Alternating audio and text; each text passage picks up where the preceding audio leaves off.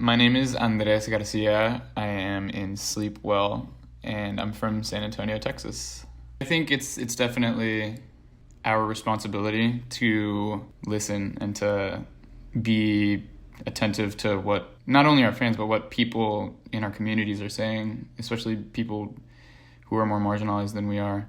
It's definitely our responsibility to do that, especially in the indie scene. It's worst of all, I think, in the indie scene. It's hard to get credit if you're not a white guy. I think it's definitely our responsibility to listen, like I said earlier, and to just try to cultivate other voices other than our own. It starts in the community, I think, as well. I think local communities, especially if you're like a consumer of local music, it is up to the artists in that community and like the talent buyers in that community to properly represent the community at large. It's absurd to see like an all straight white guy bill in San Antonio, Texas. Like, that's absurd, and that happens like all the time. Like, that is insanely absurd thing. Like, I think it's important for Black and Indigenous people of color and queer people to have a platform and for their art to be heard and to be seen. Like, they deserve it as much, if not more, than we do. So my radio show plays on KVRX every Wednesday at 1 a.m. or Tuesday late at night if you're still awake.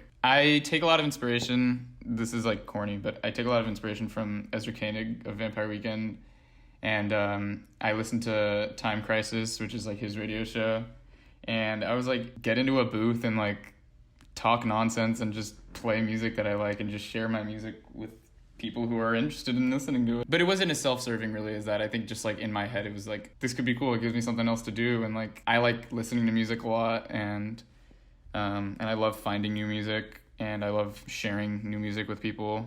And I think it's like a way to connect with people. As corny as it sounds, like I think it's like cool to be able to send a song to somebody that like maybe they haven't heard and y'all like vibe over that song. It could be cool, I think. So I think in the grand scheme of things, that radio show is just kind of a way for me to just unwind and just like give myself an excuse to listen to music for like 2 hours at a time and just like put it all into like a DAW and make a radio show out of it.